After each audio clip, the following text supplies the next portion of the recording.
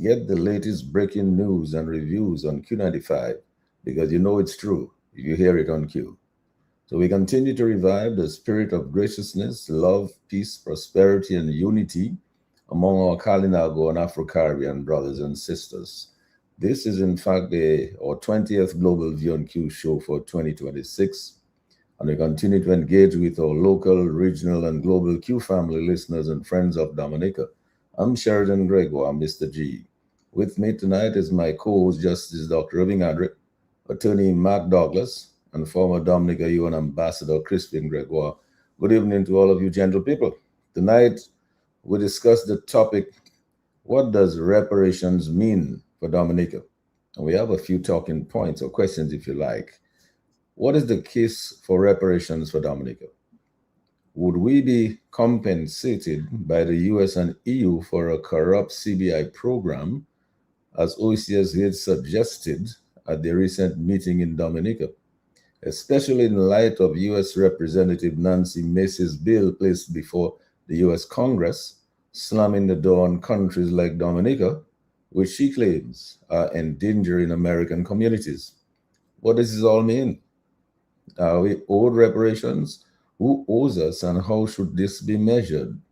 Who is to pay these reparations and who should receive that payment? What should be done with the proceeds? Can our current leaders be trusted with that money? Considering how they treat our elderly or students in need and how our government uses donated assistance for Dominicans who are in need. Will it be used for the benefit of those who need it most? How should reparations be administered if we do receive it? Should we be paying Britain, for example, for its colonization, as British parliamentarian Suella Braverman recently suggested? Should the descendants of slaves receive compensation from those who enslaved their ancestors? And why should they receive payment for past wrongs? Are there any precedents for such payments? And finally, does intergenerational trauma and economic legacies of slavery justify reparations? So tonight we look forward to contributions of Justice Dr. Irving Andre, attorney Mark Douglas, and former Dominica UN Ambassador Crispin Gregoire on this topic, what does reparations mean for Dominica? So as usual, we invite you, our Q family and friends of Dominica, to help us give our usual huge shout out and a big thank you to our farmers, our healthcare providers, our frontline workers, our police and fire officers, teachers, nurses, doctors, and public and private sector patriots, and friends of Dominica at home and abroad. We welcome each and every Dominican and friend of Dominica to the Global View on Q. So we embrace you wherever you are, in every nook and cranny, in every village, in every community at home in Dominica, in the region and globally. Thank you, Sherwin, keeping us on the air. Thank you, Lambi and the console, directing the traffic. We will take your calls. As you know, the people's voice is always a priority on the Global View on Q. And just before I go to Justice Dr. Irving Andre, I wish to take this opportunity to pay a brief tribute to the late prominent businessman Macmillan John Baptist, who passed away on Monday, July 21, 2026, at his residence on Cross Lane in Roseau. Mac, as we call him, started from humble beginnings and became a household name in Dominica. He was a very humble man throughout his life. I believe he started out as a baker in his teenage years and he never looked back. He was indeed a good, honest, and hardworking man. Mac was a pioneer of Dominica's local private sector who dedicated his life to service to his community and to his country. He was indeed a true patriot. He embedded and trained his sons in his businesses for legacy, sustainability, resilience, and continuity. He grew into a solid hands-on businessman and entrepreneur which drove him to build an enterprise comprising several businesses, including in the petroleum industry. He became a prominent member of Dominica's lead private sector institution, the Dominica Association of Industry and Commerce, DIC. It is truly incomprehensible that Macmillan John Baptist was not given the highest award and honor that the government of Dominica has to offer to such deserving, accomplished citizens. I'm pleased to have known and enjoyed a close association with Mr. Macmillan John Baptist. Mac worked throughout his life, well into his late years. I see this as a true remarkable testament to his work ethic. I wish to express my sincere condolences to his sons and other surviving family members on behalf of myself and my family, and also on behalf of our Q95 staff and our local, regional, and global Q95 family. May your soul rest in eternal peace. So I go now to Justice Dr. Irving Andre for his opening comments on the topic, what does reparations mean for Dominica? Over to you, Dr. Andre. Well, let me say good evening to your panelists, esteemed gentlemen that they are, and obviously Lambi is on the control, Sherwin is in the background, Mr. G, you were there, and obviously your listeners, hopefully there are some this evening, and who hopefully will share their own views on this significant topic. Let me indicate that in terms of reparations, the idea is a very simple one. That is to say, those who committed harms, in this case, harms in the involvement of slavery of typically African people, should be made to pay compensation for the harms done. It is a concept which you find in criminal law, for example, in contract law, that you should not be able to walk away if, particularly in the field of slavery, that you were intimately involved in. Let me just give you some broad figures or estimates given by some international organizations, such as, for example, Amnesty International. That organization theorized, or they estimated that between the 16th century and the 19th century, 25 to 30 million Africans who uprooted from Africa and brought to the Americans and elsewhere, and they were not brought on a tour, on a picnic. We know exactly why they were brought. Of that amount, 12.5 million, it is estimated, were enslaved upon their arrival in the so-called New World. And of that amount, it is estimated that at least 2 million of these Africans, they perished during the journey. In fact, there's one notorious case where this sea captain dumped, I should say, his cargo of African slaves on their way to the New World when he faced a tempest, when he faced a storm. And in fact, it ended up in the courts of England, if I recall correctly. And ultimately, if I recall correctly, or at least initially, they ruled in his favor that he had the rights to property and he could deal with his property as he saw fit. But we don't have to go there. There's no need to. But why do we, or why should these countries be held responsible and liable?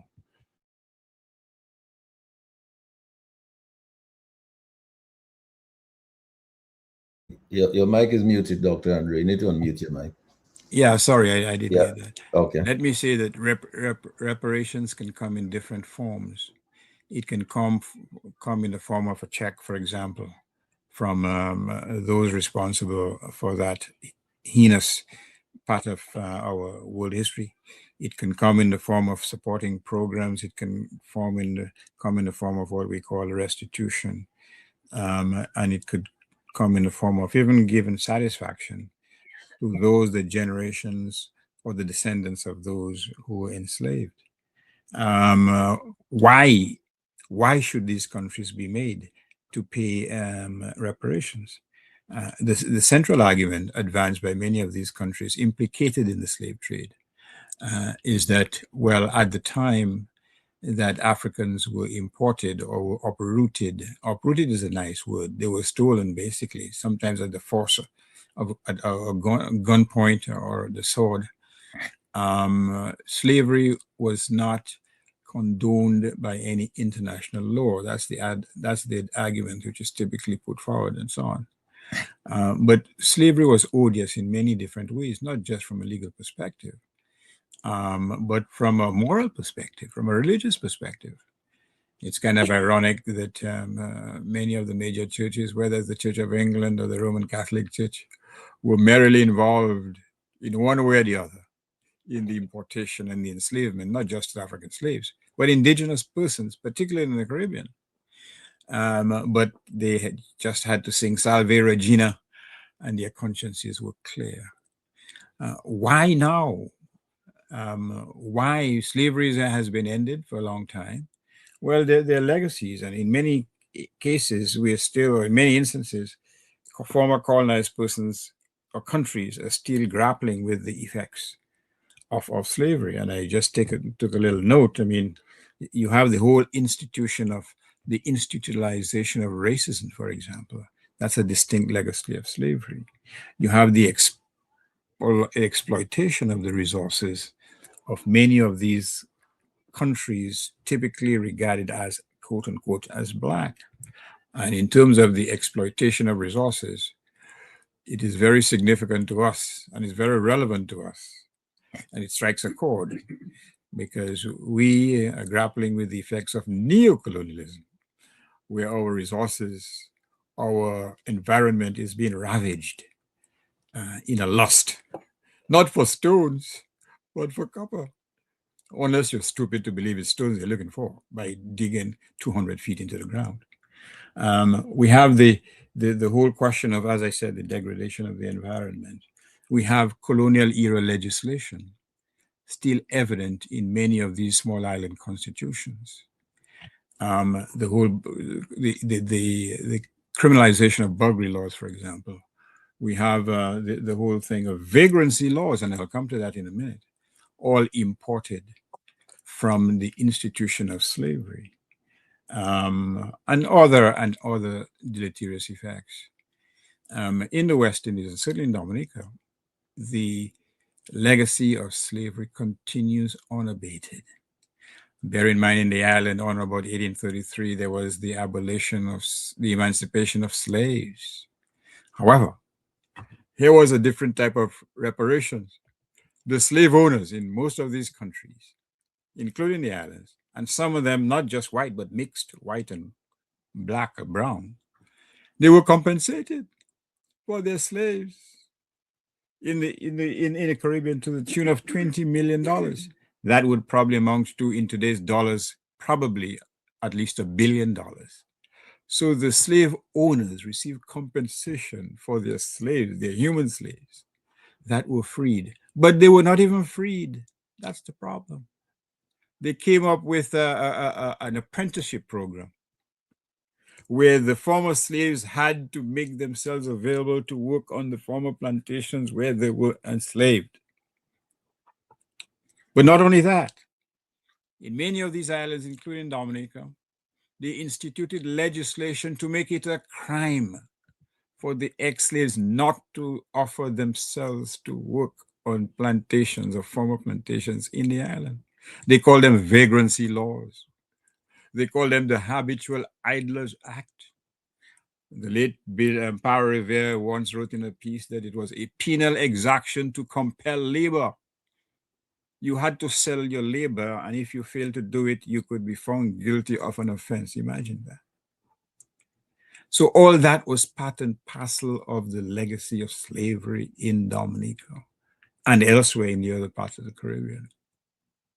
But as a general proposition, many of the former slave countries, slave owning or countries that participated in the slave trade, they have been particularly reluctant to pay reparations. And here's the irony of all this. Mr. G, you referred to this comment by Suella Braverman. And you know, the irony, it had to be a woman of color, a person of color, to utter that ridiculous statement that the former islands or the former countries that experienced the side effects of slavery should give England some money. There's the overwhelming amount of books that speak to the extent to which the slave economy contributed to many of these countries. I can even name a couple here and there. If you're familiar with that brilliant book of Eric Williams, Capitalism and Slavery, if you're familiar with that brilliant book of C.L.R. James, The Black Jacobins, Slave Rebellion in Haiti, and we'll come to Haiti in a minute.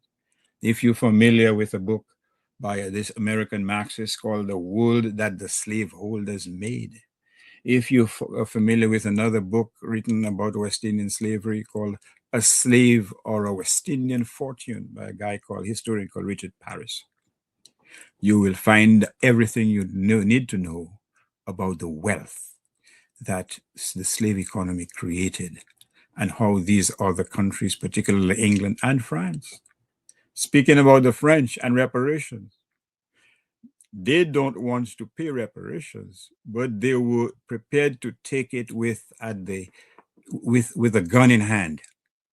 After the Haitian Revolution, after 1804, indeed in 1825, the French demanded reparations by force from Haiti. And between 1825 and 1947, 122 years, the French exacted or stole or extracted, as a dentist would, from Haiti, what in today's dollars has been estimated to be $21 billion. The United States also has an odious history in terms of Haiti and reparations.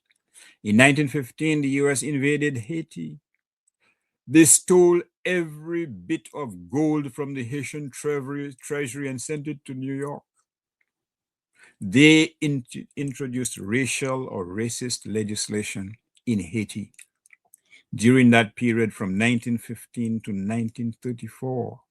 They nurtured and incubated every dictator you can think of in Haiti, whether it's Papa Doc or Baby Doc or Cousin Doc, you just name it, they backed them to the hilt. And that support continued in the 50s when the Cold War was at its zenith. So whereas many of these countries, they have an aversion to recognizing the moral obligation to pay reparations or to give reparations in whatever form, they themselves, throughout their history, they had no difficulty extracting reparations from colonized countries at the hilt or at the barrel of a gun. So in my view, there should be no debate as to the justification for reparations. But the question is, in what form? And to whom should it be given? The fact of the matter is, sadly, you cannot trust some of these leaders because their history speaks for itself. Are you going to, which of the West Indian Islands, which of the West Indian leaders, there may be one or two, are you going to give $20 million and say, look, use this on behalf of your people? Huh? Which of them are you going to do that? Our leaders here?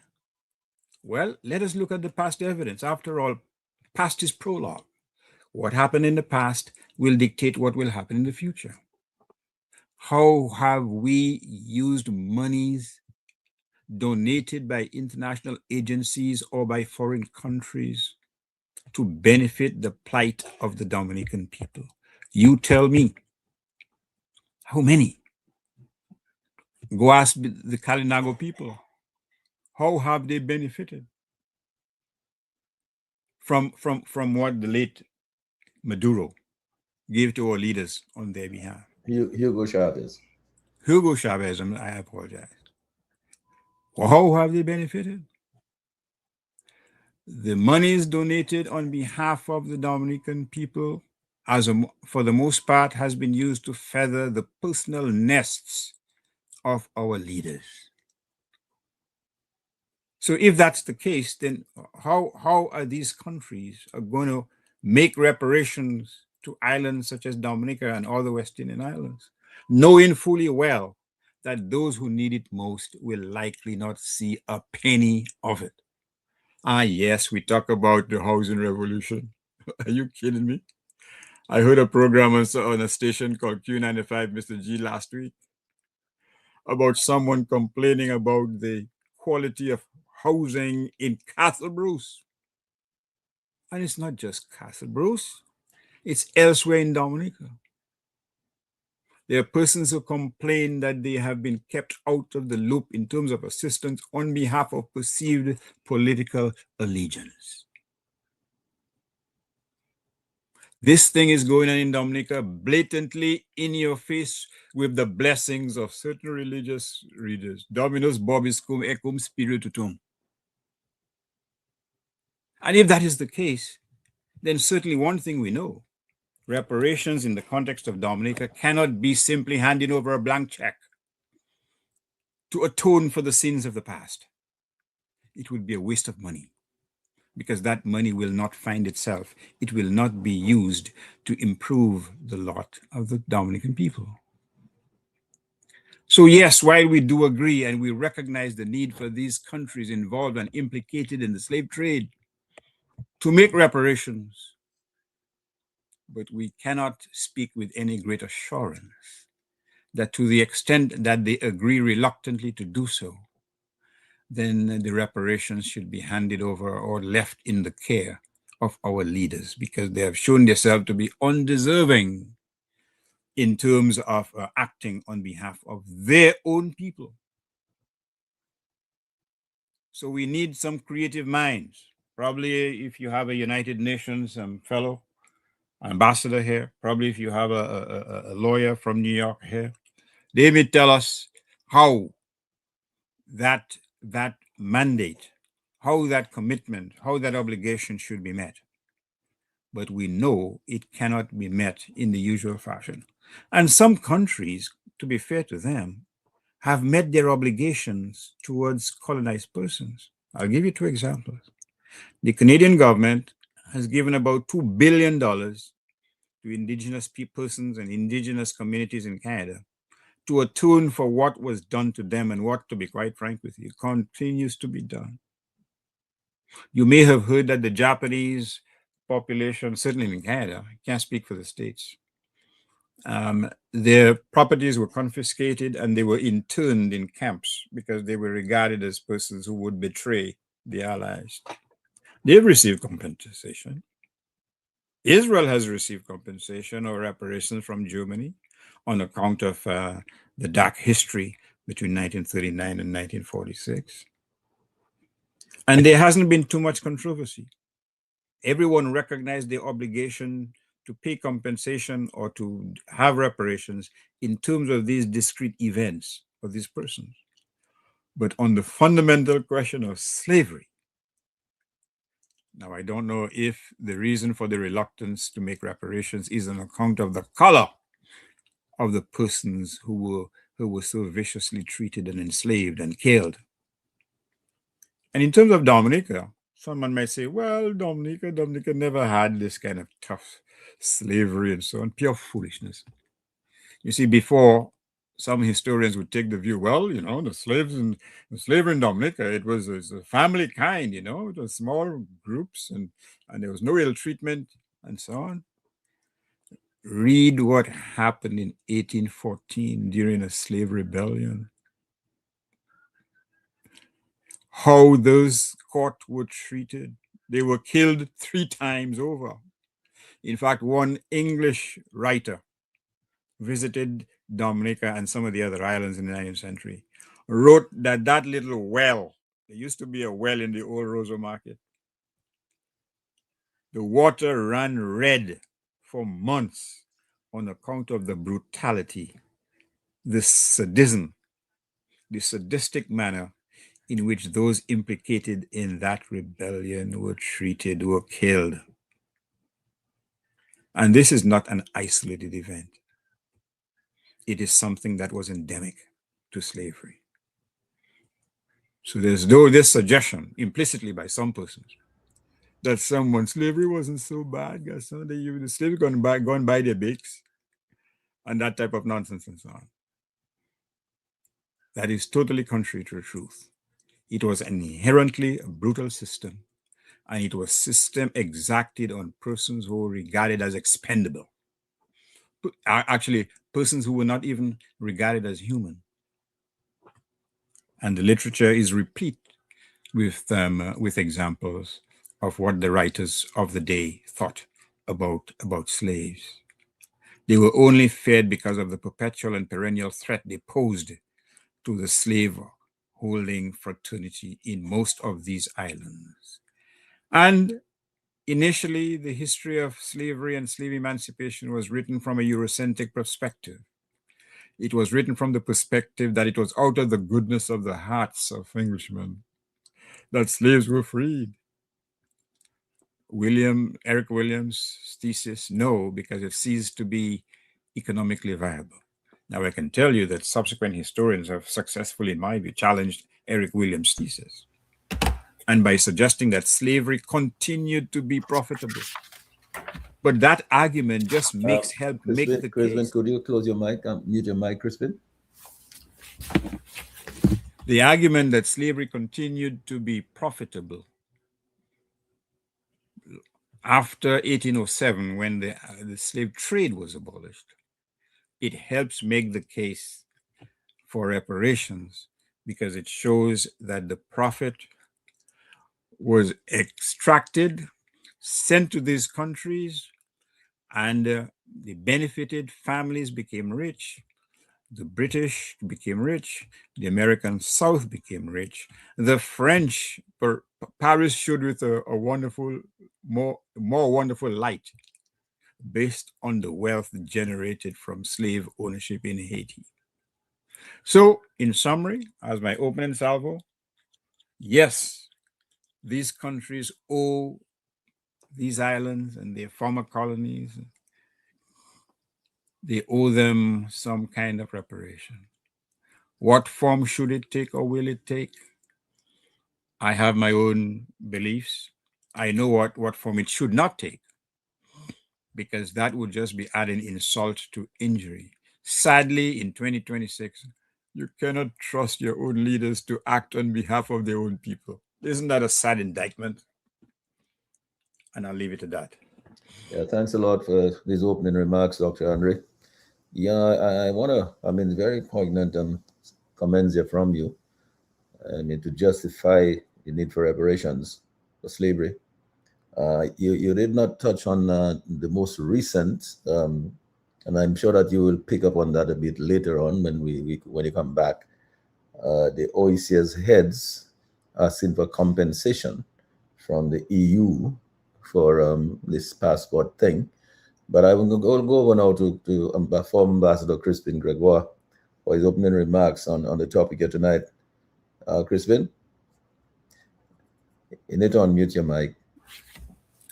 Yes, good evening. Good evening, Mr. G. Okay. Good evening, Dr. Andre, and my fellow panelist, Mark Douglas. And of course, let me hail Lambi at the controls and Sherwin, the engineer, for keeping us on the air. And good evening to all the listeners of Q95 at home and abroad. Mr. G, from last week when we were on the program, and this program is sort of a continuation of themes that were raised last week. So I'm very honored to be here and to contribute further.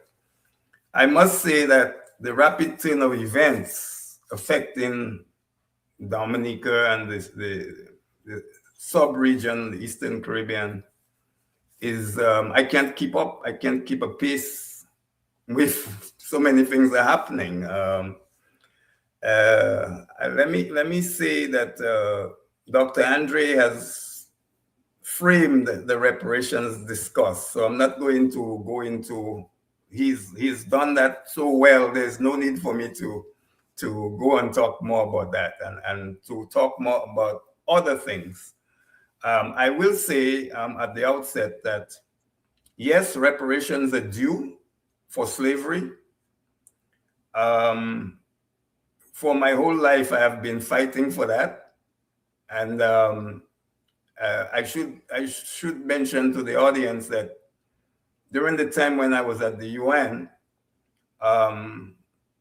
some people said that I was doing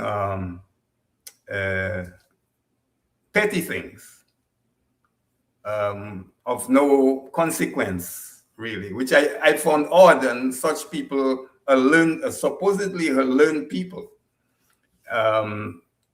And what they were referring to is that the role I played to ensure that the United Nations honored the legacy and of the millions of Africans who were extracted from the African continent and brought to the Americas. And for that, I played a role along with other ambassadors of the CARICOM to ensure that there would be an international day of remembrance of the victims of slavery and the transatlantic slave trade. And that day, that date is now recognized every year by the UN on the 25th of March. But I didn't stop there. I wasn't contented with just that. That was an important achievement. But I went on as a partner with the late Ambassador Raymond Wolf of Jamaica to fight for a memorial to the victims of slavery and the transatlantic slave trade. And if anyone listening were to ever visit the UN, and you don't even have to be able to go inside the UN, but in the yard of the UN, and just tell the security you want to see the slavery memorial, it's right there. So that is what people like me have worked for and left that continuing legacy, and we know that. But the next step has to be the realization of reparations. Now, it's not an easy road to travel because there are so many countries that perpetrated slavery and the movement of African people to the Americas. And not just to the Americas, there were a lot of Africans taken to the Indian Ocean, countries like Iran, countries in the Middle East. Then you had people who were taken across what's called the Trans-Sahara trade. So a lot of people have been extracted. So it's a global responsibility that still needs to be resolved because Africa deserves that. Now, I was heartened last year when the CARICOM countries went to meet the African Union. And one of the things that was discussed is that the African countries said, yes, we will join with you in your fight for reparations. And most recently, in this year, I believe it was in the month of May, the government of Ghana had a conference that dealt mostly about reparations and the fact that Ghana is taking the lead to join the CARICOM countries to push for the Europeans to pay reparations. Now, as to whether they will do it in my lifetime, I don't know, but I leave it to the next 2 or 3 generations of Caribbean youth to continue that fight, because we must do that. But Mr. G, when we talk about reparations, let me quickly add that we must include the indigenous people of the Caribbean. And not just the indigenous people of the Caribbean, but the indigenous people of the Americas. They deserve reparations. But if we take it down to Dominica, the indigenous Kalinago peoples of Dominica must get reparations one day. So it's not just the African descendants. It's also the Kalinago, the indigenous people of St. Vincent, in Trinidad and elsewhere in the Caribbean, whether it's South America, Belize. Mr. G, one of the things that disturbed me last year was that in the fight for electoral reform, there was a protest that turned violent. And to my amazement, 25 people were arrested.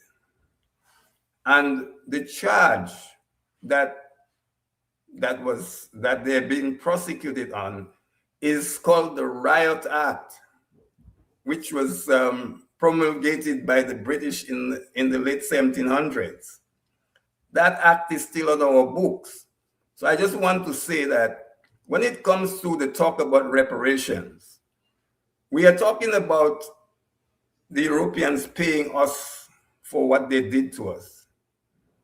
But part of the reparations discourse is missing that very much that issue of laws from the period of slavery that's still on our books. And sadly, in 2025, one of these laws is being used against our people. And that is really a despicable act. And I have said before, and I'm going to say it again, I'm calling on the Director of Public Prosecution to withdraw this case and nully prosecute like they have done to other laws in the past.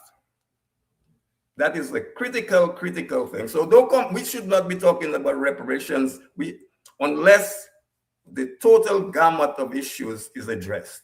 And one of them is those colonial laws from the slavery era. Now, let me quickly, Pete, just say that the rapid turn of events that has happened here, a lot of it is related to the CBI. The CBI has brought untold ramifications for our countries because of deficiencies in the CBI. I would say in 2023, the OECD, Organization for Economic Cooperation and Development in Europe, they put a publication out which titled Misuse of Citizenship and Residency by Investment Programs. And in that document, they outlined a lot of these deficiencies, and they spoke about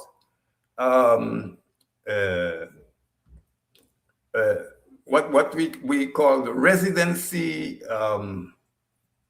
programs. Is that I think it's the investment by in real estate.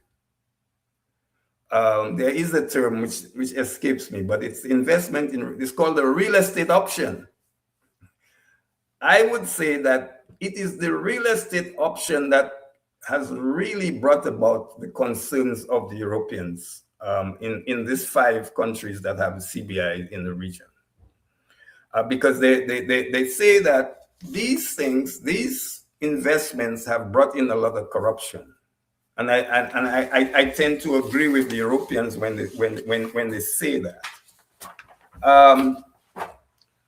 Further, we saw in 2025 a new law in the Parliament of the UK, not of the UK, of the EU, and that was called the visa suspension mechanism.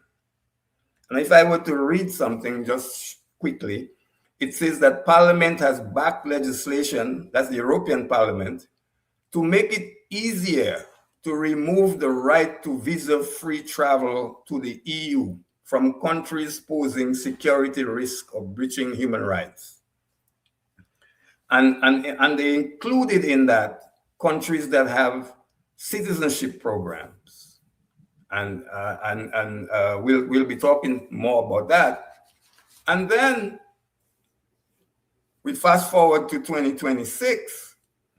Just last week, we were talking about the call by the EU to these 5 countries in the Caribbean that are selling citizenship, that they must end it by 2028. So that was, and that's we were processing that development a week ago, and then at the end of the week, our program was on Tuesday night. By Friday, we are now faced with a new development related again. CBI is connected. It's now a congresswoman from South Carolina has introduced into the US Congress a bill, quite disturbing, Mr. G. It's a bill to slam the door on third world countries endangering American communities. And that law is HR 9710. HR 9710.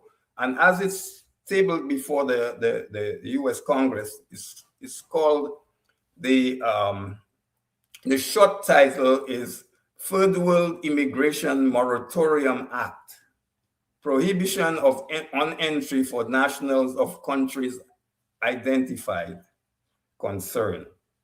And sadly, there are 4 Caribbean countries on that list. One is Cuba, the second one is Haiti, the third one is Antigua and Barbuda, and the fourth one, the Commonwealth of Dominica.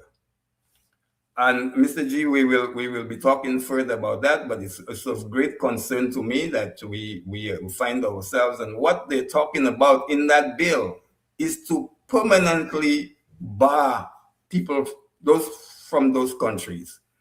Now, it's not just these 4 CARICOM countries. There are 38 countries on the list. Some are in Africa, some are in Asia. Great concern.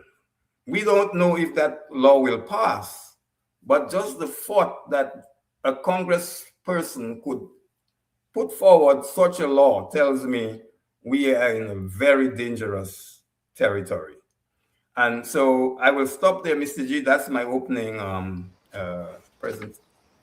comments, and we'll continue this further. Thank you. Thanks a lot for those opening remarks, Crispin. Food for thought. I mean, this is additional to what Dr. Andre has already given us, which we'll come back to as we go along. But I want to move the discussion along now with Attorney Mark Douglas. Mark, incidentally, who's your dad? Michael Anthony Douglas, the late. Michael Douglas is your dad? Yes. You know, I mean, Michael Douglas was a great friend of mine.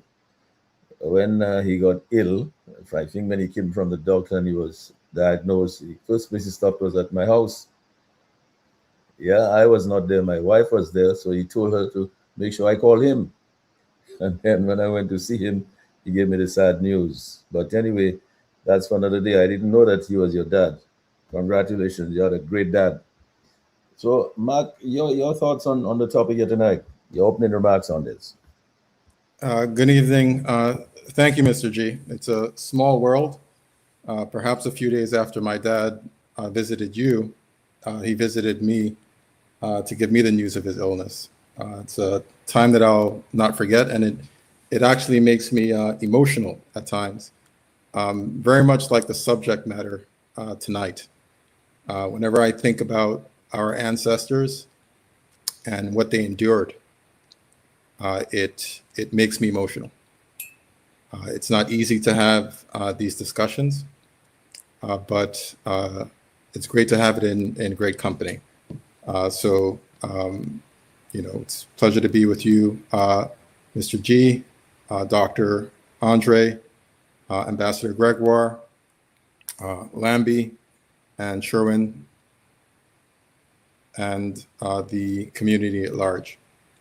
When we think about reparations, I think the primary argument for reparations is that there's a moral and economic imperative to correct a historical injustice, and also to eliminate the wealth gap that exists because of that injustice.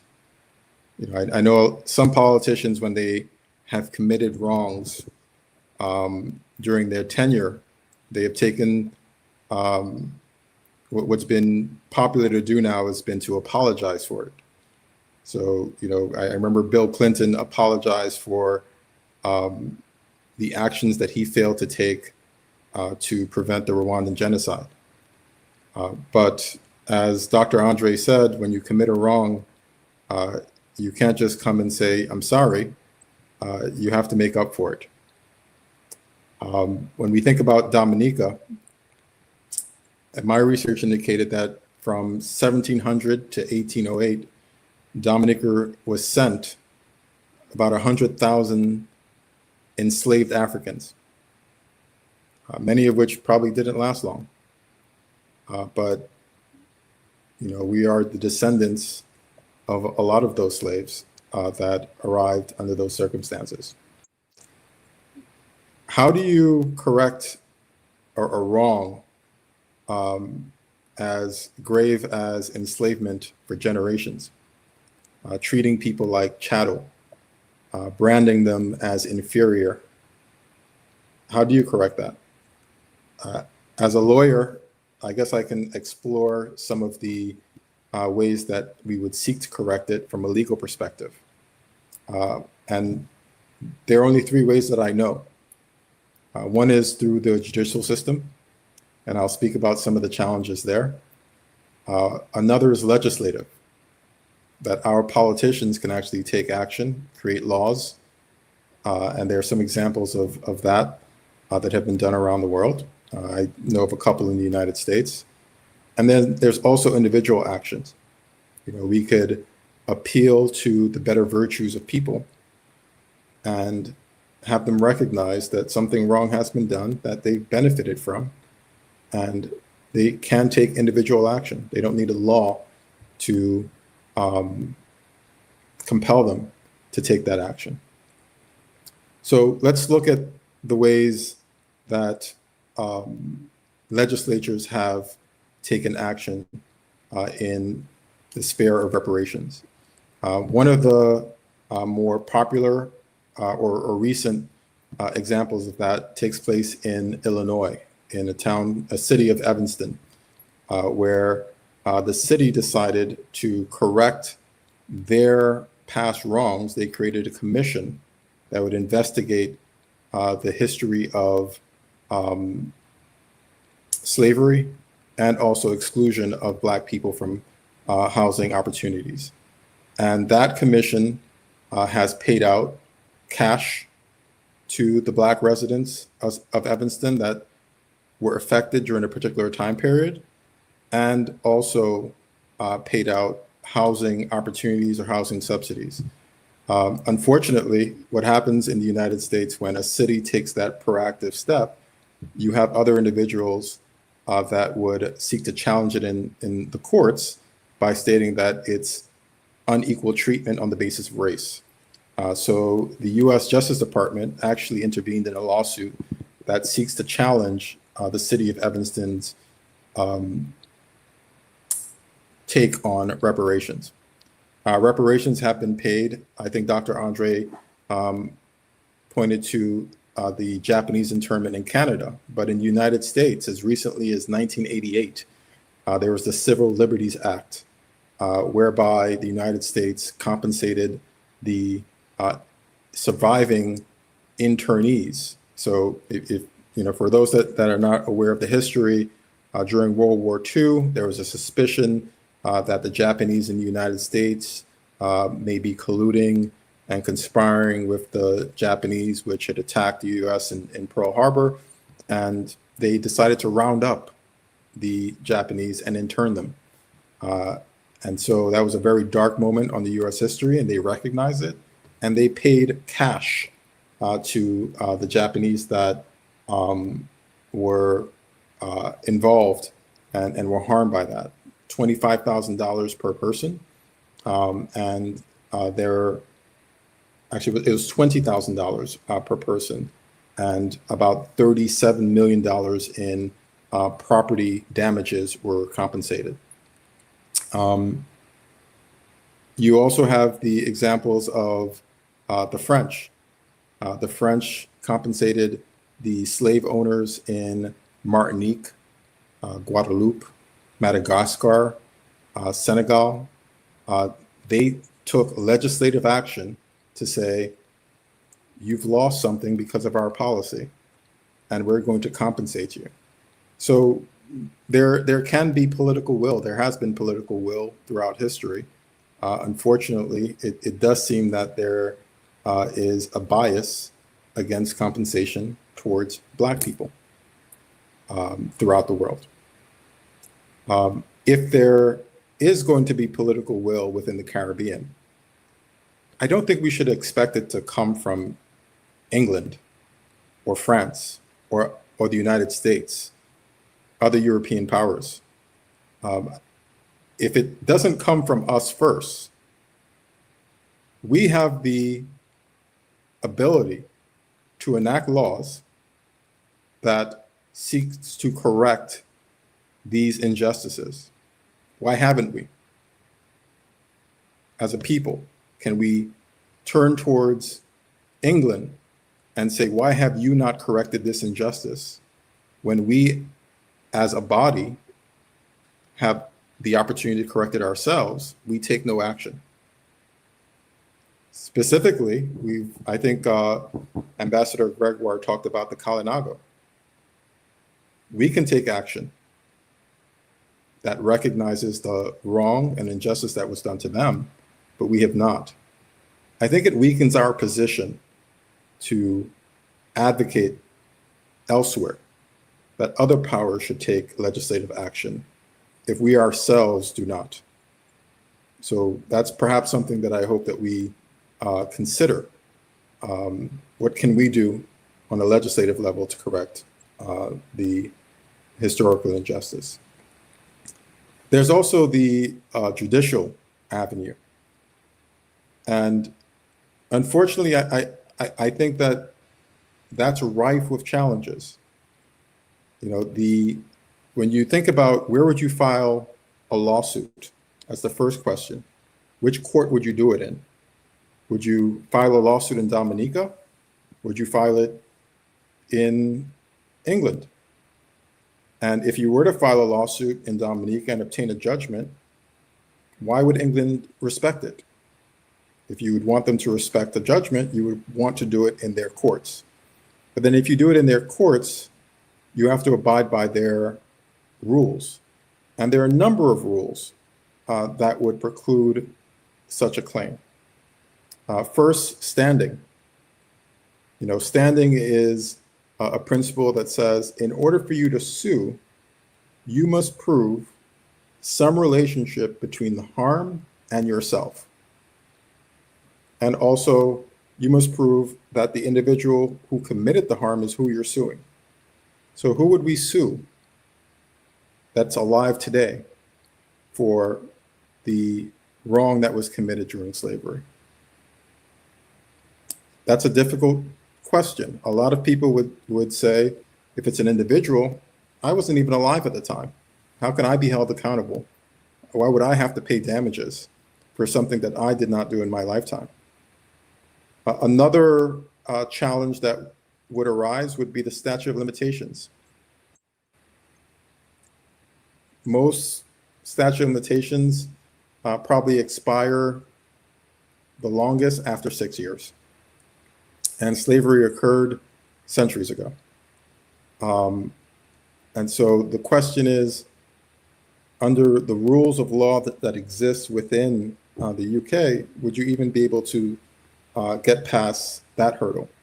And even if you did survive that, you would then have to prove damages. Who would be your witness? There are rules of evidence that say that a witness must have direct or personal knowledge of the facts that they're testifying about. Otherwise, it's considered hearsay. And if that witness did not witness the facts, they're not permitted to testify about it. So on a number of levels, I think the judicial path is probably foreclosed. And so the only paths that are likely available are on a legislative level and also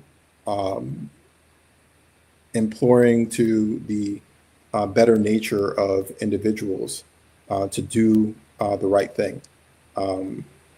And I think we have to start with us taking the initiative in our own home before we can probably ask others to take that initiative in their homes as well.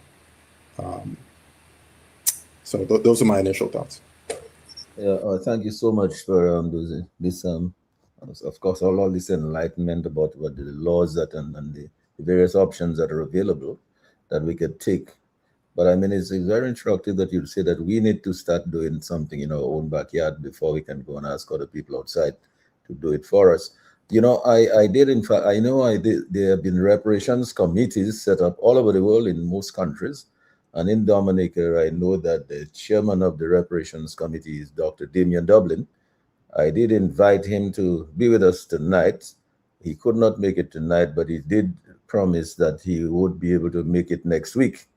So, let's look forward to hearing a lot from him, because this committee in Dominica has been in existence for probably 20 years, maybe more. And so obviously there must be something that this committee can share with us on what the work that they've done in terms of the reparations. So, but I want to go to Lambi to ask him to open the lines and give out the numbers so that we can take a few calls before I go back to Justice Dr. Irving Andre. So Lambi, I'll go to give out the numbers and see if the listeners want to make some calls. Yes, the Global View and Q taking your calls right now. The numbers are as follow: 449-3095, 449-3096, 449-3097, 616-4257. Those are local numbers. The international or overseas number is as follow: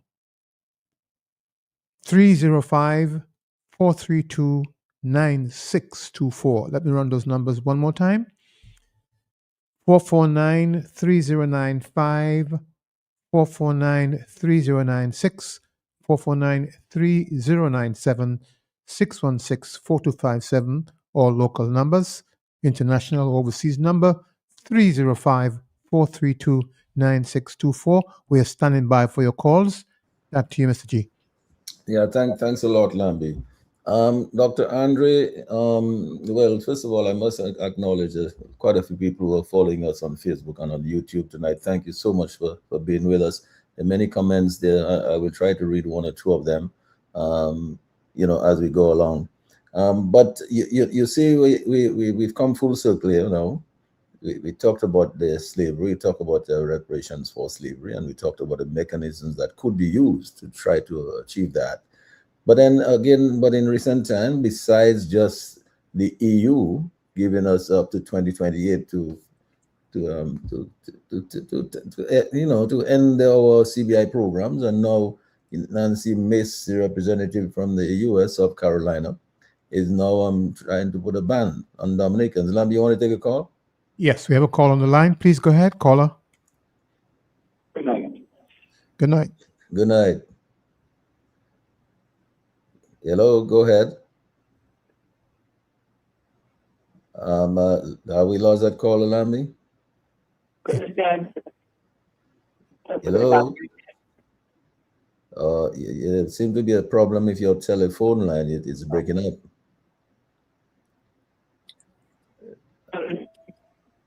Yeah, the telephone line is breaking up. You probably have to try calling on another number, because it's not really working out so well. So you call us back, please, because we value your contribution here tonight.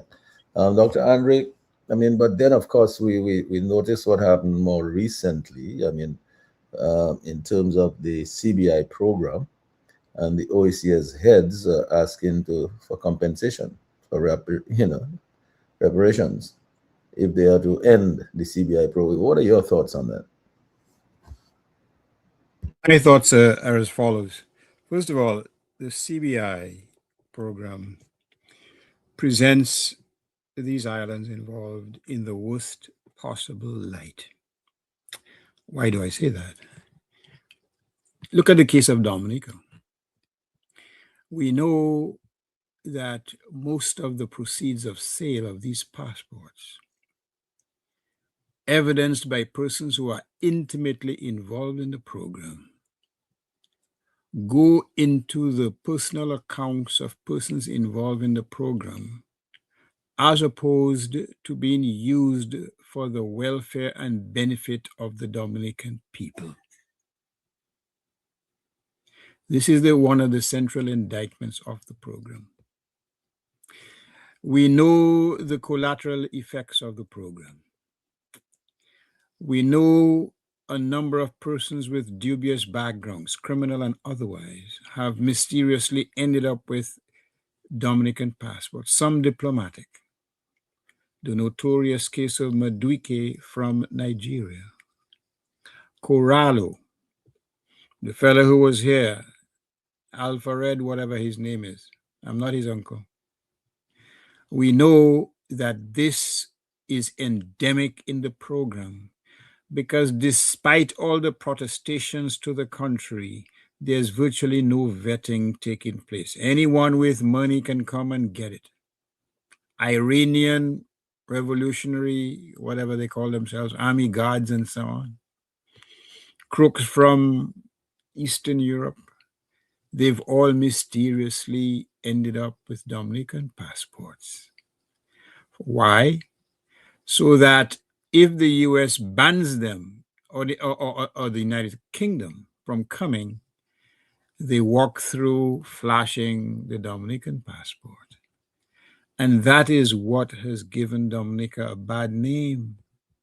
That is why all these countries are acting in concert, because the word is out. You cannot trust the Dominican administration for limiting the sale of their passports only to persons who are beyond reproach. So that is the problem that we face. How can we talk about seeking reparations when we are busy selling our souls to the highest bidder? Huh? And here's another thing that we haven't really talked about. Reparations is to repair harm done or damage. And the repairing is not only from persons or countries involved in the slave trade, but the repair has to be internal. Your community has to repair itself. Your community has to rid itself of those values imported or which are this distinct legacy of slavery. Treating people based on what they have financially and what they don't have. Our community has to show that we recognize the intrinsic value of the human spirit, irrespective of race, irrespective of how money they have, irrespective of what car they have, irrespective of how many, how should I put it, how many support ladies that they have. That should not be the measure of the worth of the human spirit. But we adhere to that philosophy, in my view, imported and inherited from the colonial and the slave era, where slaves were treated as chattels, and we perpetuate it. We perpetuate it, and the evidence of that is, as I said, we are busy selling everything of value in Dominica. Whatever you might think about Raz Gonzalez, he had the decency to say, nah, well, the lady from Barbados, we're selling every passport to anybody. There has to be something that has some value in our. We have to value in the enterprising spirit of our own persons. You referred to Mr. Mack. I heard Mack talking about him throughout the day. Huh? We have to value those values that define us, that give us some credibility and some identity in our community. Values of thrift. Value that if you work hard, you will get ahead. Values that if you want to get ahead in terms of academia, you just have to put the effort, make the effort. Where are those values, Mr. G? How can we talk about reparation and we trivialize those values? We trivialize them. We treat them as if they were the plague. Who is going to take us seriously? You want us to, you can imagine what the English are saying. You want us to give you money? To do what? For you to buy another big house? For you to send to Dubai? Is that what you want our money for? Let me just interject here, because I was just reading on Facebook there a comment by one of our people following us here. In terms of, do we trust putting these reparations proceeds in the hands of our leaders? They made a comment that also the funds donated by Prince Charles, some $12 million pounds during his visit following Hurricane Maria. What happened to that money? Well, therein lies the problem. Mr. G. We've made that point over and over again. Dominica seems to be a mysterious pit in which money is donated to uplift the standard of living of the people, to give them hope, mysteriously disappears. There are people today as we speak who still haven't been able to fix their roofs after Maria 2017, almost 10 years ago. They're not getting help, many of them. Why? There are hoteliers in Dominica. You can look at the Garys, you can look at the Arthimates, and there are others who haven't been able to restore or renovate their hotels. Why? What have they done? What sin have they committed? Because they are perceived to be enemies of the state. These are the people you're going to give reparations money? Are you crazy? The biggest enemies to reparation in Dominica is our own leaders, because we know the money will disappear. What a sad indictment. It will not be found. Didn't the same Chavez seek to help us with Petrocaraib? Petrocaraib, Mr. G. Who are the main beneficiaries? The Friends. Who's getting free gas? There used to be a political operative who would go by Macmillan, the now late McDillell, and ask for, guess what, you want some free gas? Cherry picking who to help and who not to help. That is the legacy that we have in Dominica, and it raises the question, who is going in their right mind is going to give you money in the name of reparations when you're going to use it to oppress your own people? What about opportunities for your own people in their own country? You are boasting about how many millions foreigners are exporting out of Dominica. Totally shameless. And your own people, you're depriving them of jobs, of opportunities, of business loans, being able to sustain your own little businesses. Your capital, you boast about Dominica being the most beautiful vessel in the Eastern Caribbean. Are you kidding me? Are we talking about Nancy's story right now? So that this is part of the problem. We are seeking reparations. And Dagram Dumblin, I know him very well, We'll talk to you until the cows come home about reparations. But what have they done as a political entity to give reparations to their own people? The answer is nothing. And that is the problem. Do we deserve reparations? We as a people, yes, we do. And Dr. Andre, I think, Lambi, you have a call? Caller, please go ahead. Hey, King Lambi, blessings to you, sir. Blessings, At sir. the console, showing blessings to you. The Gregors, Dr. Yes. Gregor, Dr. Gregor, and Dr. Douglas, and Dr. Andre. Dr. Andre, blessings to you, sir. Blessings. It's just a pit. You say just a pit, but you forget to say bottomless pit. It's a bottomless pit. That's why the monies are disappearing. They're only $6,666. I spent over $2,000 and more over. And to meet 8 requirements, that is about 7, 8 years now, 9 years, I don't know. I can't check well. And I've never gotten redressal.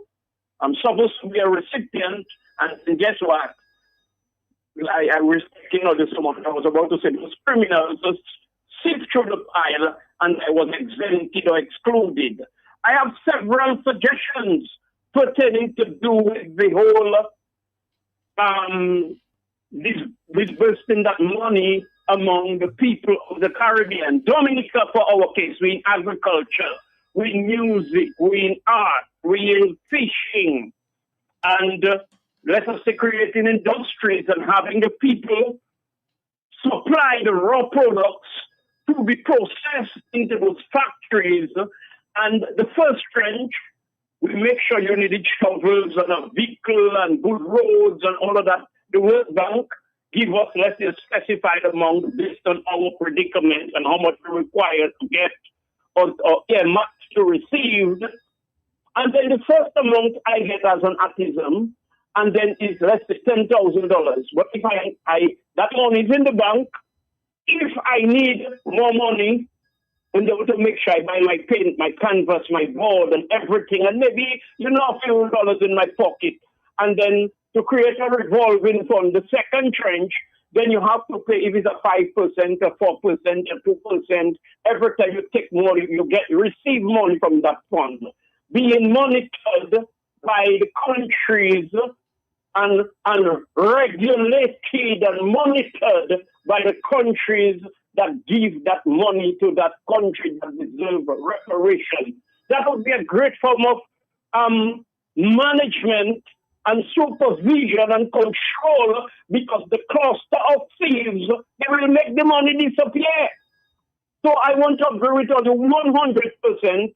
And let me say, one guy was saying quickly, it was an African American guy with a European audience, and he said, if a black man would steal your car, and then he bequeathed it to his son, they spray it and it's looking different. Is it still your car? He said yes, and he led him on. If then that one give it to his son, is it still your? He said yes, because he was denying reparation. And then when he reached the dead end, so he said, why not we being paid to repair the damage that you have done based on, it's two different things. I know you're understanding me. I'm a man, I'm trying to get off the air quickly. So I'm saying, gentlemen, the brutality continues. They're talking about, Africans are selling Africans. But J. Edgar Hoover and them give us cocaine. The Black Panther and the whole movement, the rise of African people, African American. And then guess what? We start to sell cocaine too. So the slave trade was established first by the Arabs, and then the Europeans joined the Bacchanal, and then have some African leaders were sanctioned if they would not voluntarily give the people into slavery, go into a land of no return.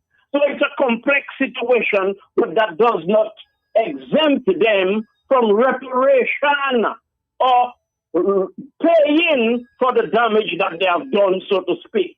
So I am just saying, I want to commend you, gentlemen. I talk about leadership, it's plural. You have Dr. Andre, Dr. Sheridan Gregoire, Dr. Lambie, Dr. Douglas, and you have Dr. Gregoire again, and all the great minds of Dominica at home and abroad. That's what leadership meant, or was meant to be. Leadership is not plural. It's not Singular. it is plural, it is not singular. So we need to move forward collectively to do things that are needed to be done for our betterment. We're always fragmented all over the place, and all of that. But I just want to give thanks and they're listening attentively. Blessings. Yeah, and thanks a lot for those comments. While we wait for a call from Lambie, you'll take the calls and you just make us a signal if the calls come in, Lambie, and we'll take the calls. Crispin, let me go to you for your further thoughts on this. You see how this is developing. You can see what is really coming on now. I mean, the US, the EU, everybody is now ganging up against us. We're in the black book, so to speak. So Lambie, you want to take a call before we go on? Yes. Caller, please go ahead. Yeah, I want to ask a question. I have been hearing about, sometimes I've been listening about reparation. But there is something that troubles me with that reparation thing that we have been talking about for such a long time. Knowing that Dominica was under the French on many occasions, the British on many occasions, and both countries enslaved our ancestors. How do we arrive at a figure? And who are the people that will be representing us when you are about to negotiate with the French and the British, who are already much more advanced than us in our little corner on the globe? How and who? And I would prefer to see the ordinary man involved as well in some sensitize everybody, those who can't even read and write, those who are blind, and all of the people have to be involved. It's like these intellectuals went to England and formalized a constitution, which of course that is supposed to be the guideline for all governments in our country. But the constitution, there are certain things. If I was there as an ordinary man, there are certain things that the constitution has at this moment, which is not in the benefit of the nation, because it gives the government that has obtained many seats to run the country. But there should be other classes or different groups that's supposed to keep these people in check. For example, if, let us say, we have a population of 30,000 people, 10,000 people can impeach a leader. Because what we can see, when leaders are there, the eyes have it. Election calls at any time. There is not a specific date. And so on and so forth. I heard Blessing spoke about money that was given, he was supposed to receive after the hurricane, and none of this money reached him. So what I'm saying is, and my suggestion, it's not only a question, it's my suggestion. I like listening to your program, and this is really something that I believe we need to be sensitizing our children at preschool, primary and secondary, and all of the other schools. First of all, our medical institutions, such as our national hospital, supposed to receive all types of equipment the advanced country has. That is one part of the reparation. People should be getting, scholars from our country should be getting free access to Oxford, Harvard, and have nothing to pay. And that's how long it's going to last for in terms of in that sector. So we might have that reparation thing upon the lump sum they will give us to enable us to excite our economy. But things such as the hospital, equipment for the hospital, that we can make kidney transplants, it's not only pacemaker. Pacemaker is something like a mechanic can do, I'm going to explain it in 5 minutes. So there are more complex issues that we may need people who are highly trained. So migration would not be such of an industry. Going to America and expecting barrels to come every Christmas Day. So, and it's not only that, some other things that they're selling, we are receiving from our brothers and sisters in the diaspora is not extremely useful. And I have seen barrels, and I'm seeing what is in the barrel. Well, we have a tendency, that traditional thing that we have when we are abroad, we always think of selling things for more people. Okay, that we can let it remain as that. But what about the people who have migrated, living in England, living in America for years, but their ancestors were also enslaved? How are they going to be that is going to be repaired on their behalf? So I see it as something that people like you, Dr. Andre, Mr. G, and all of these intellectuals who I can see on my TV as I'm speaking to you all, it's not only you all have to represent us. You should have Humbag there, giving his idea too, and explain to Humbag and tell him what reparation stands for and what you think we should do. I cannot expect for us to go and get reparation and for us to fall after 6 months, like Patrick John gave us independence, and he did not enjoy that independence. Few months after, what was the economy that we obtained from Great Britain when they gave us our freedom to run our business? And now they want to put visa. And another thing I would like to see in the reparation thing is we should not, in need of visa, go into France and England. And we should be able to stay there however we want, as though we have liberty to go and do business and sit down and sleep and say everything, and nobody should trouble us. Because they took us from Africa and we did not ask them for that. And are we going to also look for the kings and queens of Africa who sold us as well? So it is a complex issue. You can have that tool, a very thing to discuss now, but I have been deceived by many of the things that we have obtained, and these intellectuals or local intellectuals failed us. And that's why I believe Miss Charles was not in favor of the independence when people like Ruthie and all of these guys were sensitizing people for the independence. I believe Miss Charles knew what she was talking about, because I believe we, up to today, after how many years, 40-somebody years, we are unable to enjoy our life as we used to enjoy, like in the 70s, in the 60s. can remember as a little boy how nice it used to be in Dominica. I would not want to migrate. I would want to stay in my country. So that reparation thing is not paying a person like anywhere as good as a dentist or a shepherd or a mason to go and discuss. But them people you're going to discuss in France and in America with that is not done scats out of there. These people are highly trained. They're not going to give you the mediocre to deal with us. And I'm sure when you send them guys, I don't smile to them, they give them $50, they're coming back with it. Just that and nothing else. Thank you very much.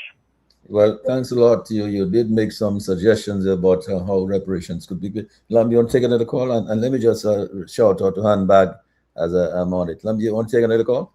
Yes. Caller, please go ahead. Caller, are you?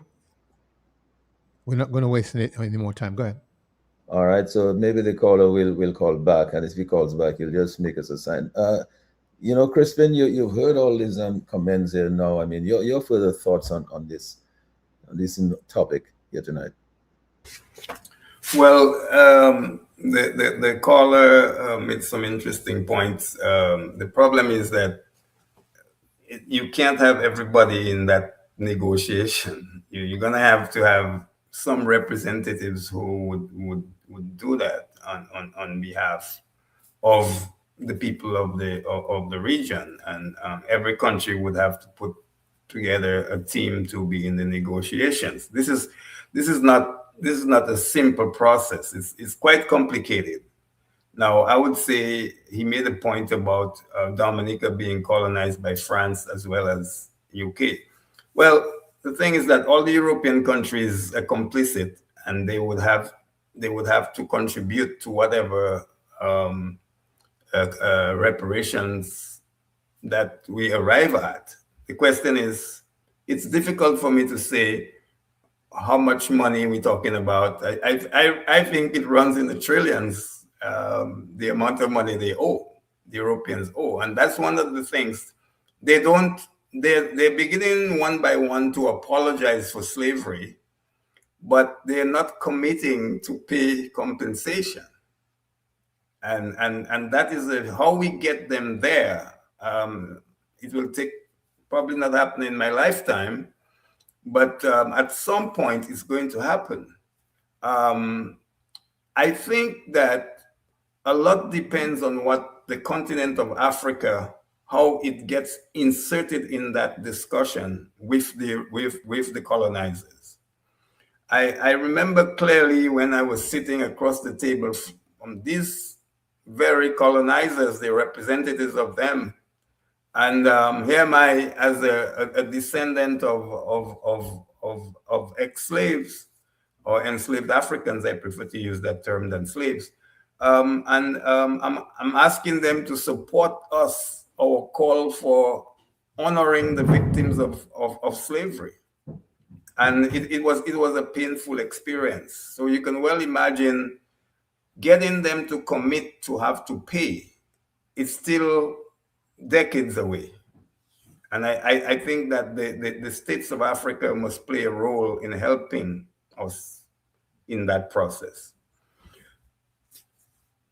Mr. G, I think that if we go back now to the current situation, so the slavery reparations, we all agree must happen or has to happen. I don't know when, but in terms of what the leaders of the 5 Eastern Caribbean countries are asking the Europeans to consider to help them, the impending loss of income from CBI. Well, Dr. Andre made the point. It's not Europe that did these infractions that led to the situation we have. It's our very governments that have been complicit and allowed us. They introduced this system of earning income for investments, and then they lost control of it. They handed it over to developers and passport agents. They have taken things, and so the lion's share of the money is being held by them. And the Europeans are saying to us, you want to ask us for reparations, or you want to ask us for help for climate resilience and other things like that. and your economic development, but you allow these agents to hijack the money. They have it. You don't have it. It's not in your treasury. And that's your fault, not mine, not the Europeans' fault. And then, these people, what the Europeans are basically saying to you is that you have given people access to our countries. And some of them are not people who are bona fide, respectable citizens. And therefore, we're closing our doors to you. And the sad part of it, that is really the sad part of it, it's affecting natural born Dominicans, St. Lucians, Antiguans, and we can't go to Europe very soon without they've barred us, and they can bar us completely. And now we're seeing what is happening in America. America is moving to put sanction on us so that people can't come to America. Right now, as we speak, we have a partial ban to enter America. That's Dominica and Antigua. Our students, here's the unfortunate thing for our young people. Our students cannot go to school in America this year. This school year starting August, September. They can't get visas. I'm hearing now that our musicians who want to go to the US to perform for Labor Day coming up, their visas may have expired and they will not get their visas renewed. So there are all of these things that have come out of the CBI deficiencies. And I think if there's blame to be put, it cannot be on the Europeans. It has to be those governments in our region who have been negligent in supervising these agents that they have willy-nilly running around the world, even selling passports at half price, at discounted price. So Mr. G, I don't know. I can't come to support what these governments are saying to the Europeans, because they're the ones who created the problem in the first place. Thank you. But Mark, there is this allegation that, this new program that was introduced, the real estate option, from that, it seems as if the allegation is that there's billions of dollars being kept outside in external accounts in the control of some people. Alam, you want to take a call? Good evening, caller. Please go ahead. Yes, good evening, gentlemen. Very interesting program. Right, but I am listening and I am saying to myself, I mean, as a man from African origin, I would like to see reparation, really. But then really and truly, let us be real, really. Can you hold people now for what their ancestors did centuries ago? That's one concern I have. My other thing is this. Now, Dr. Andre made the point. If you give the money, who's going to share it? How are they going to share it? Right, that's another thing. Now, the lawyer, Mr. McIntyre, Mr. Mark Douglas. Mark Douglas. But so gentlemen, it's not an easy thing, I see that thing will be there hanging, and then at the end of the day, we will just continue hanging that thing there. That's my view.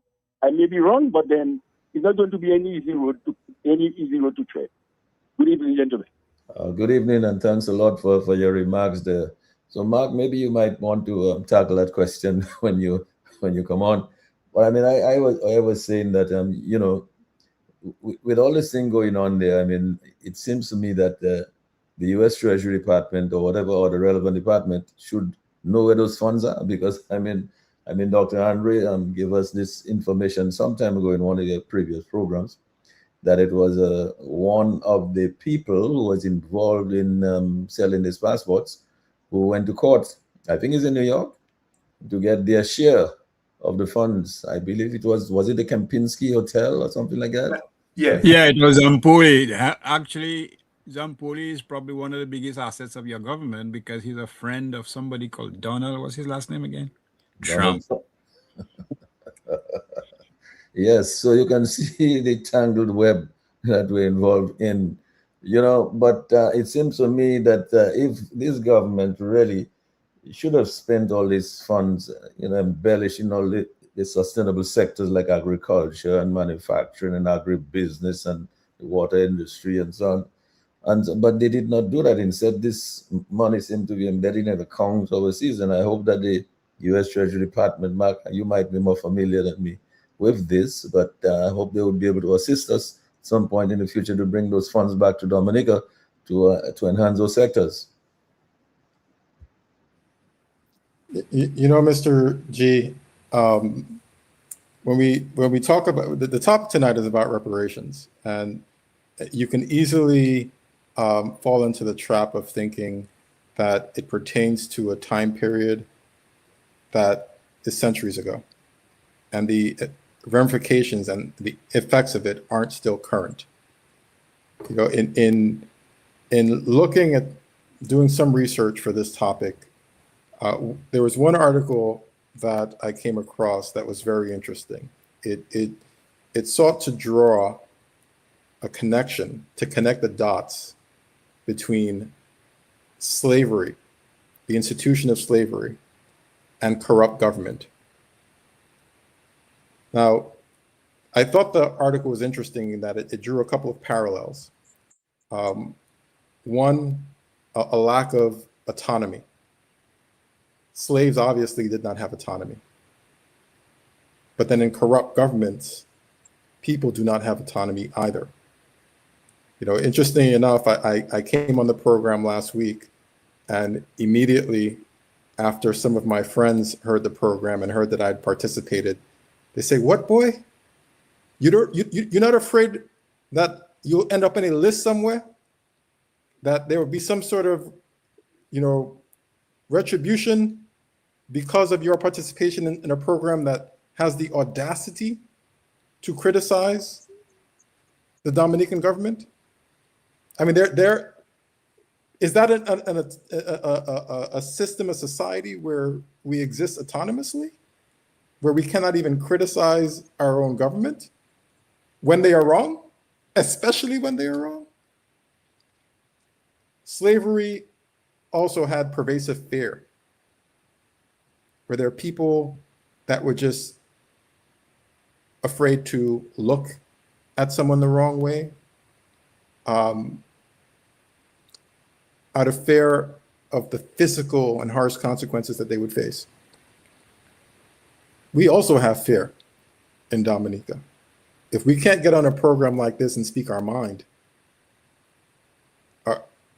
why would we not speak our mind if not for fear? Why should we fear our government? Slavery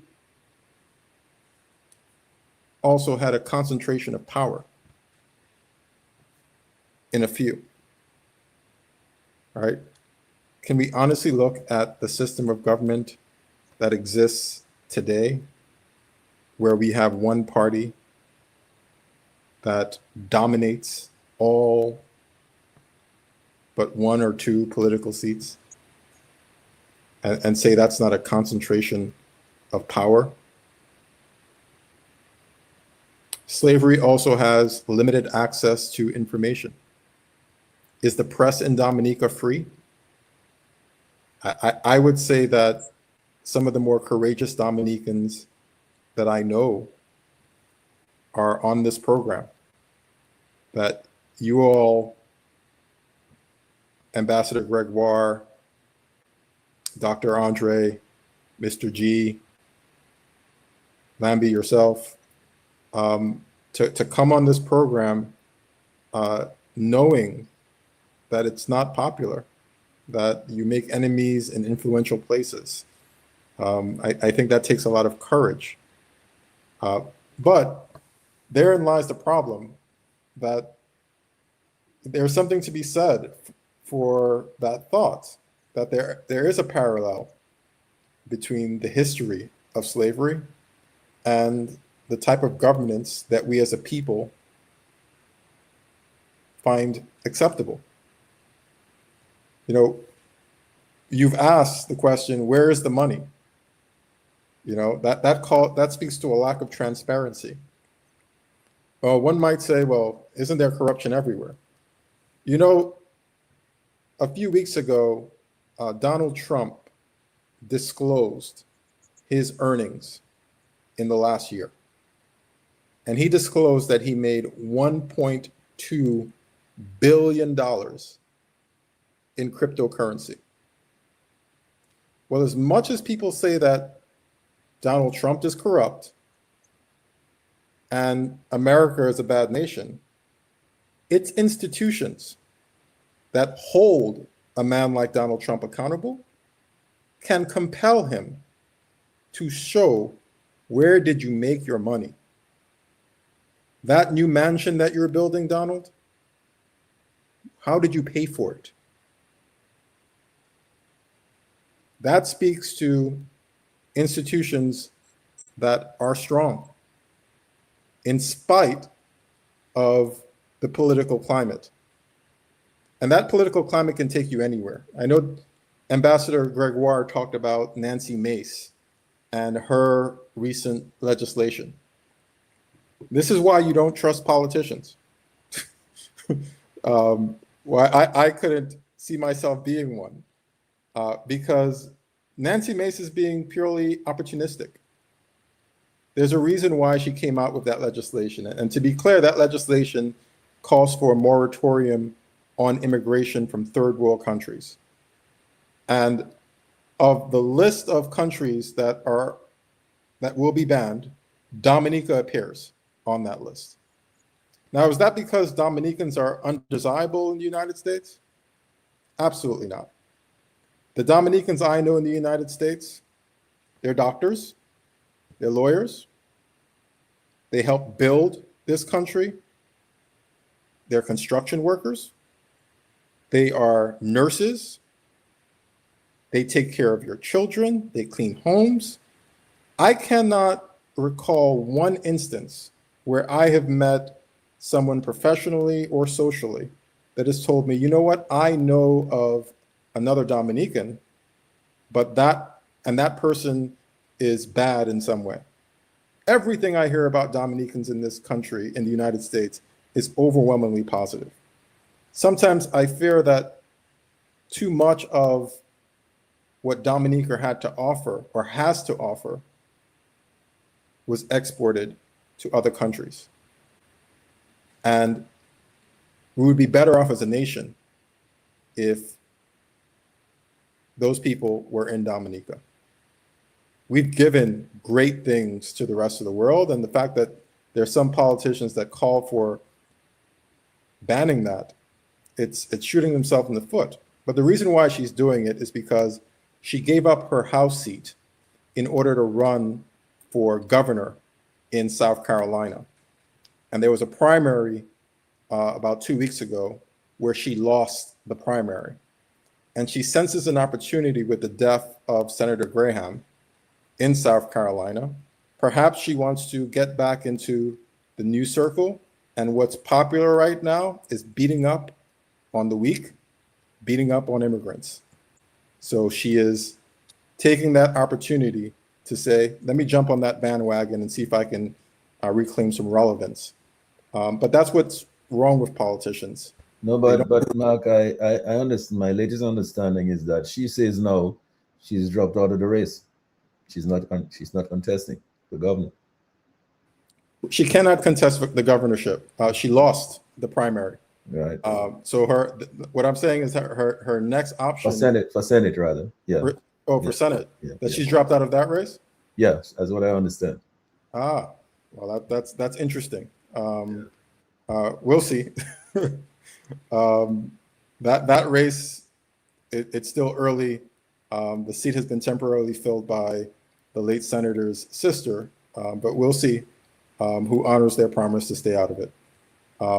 But you know, she's a lame duck, is what she is in the House now, and I think she's clinging towards some level of relevance. But that's why we have institutions, and those institutions hold politicians accountable. And it's probably not likely that we have those institutions in Dominica that hold individuals accountable in the same right. There was also talk about reparations for the loss of the CBI program. And, you know, I know that a lot of people have dismissed that as, you know, nonsense, but it's rightfully so. I mean, in order for you to ask for the European nations or the United States to compensate you, I'm pretty sure that no one will ask the United States to compensate them for the loss of the CBI program.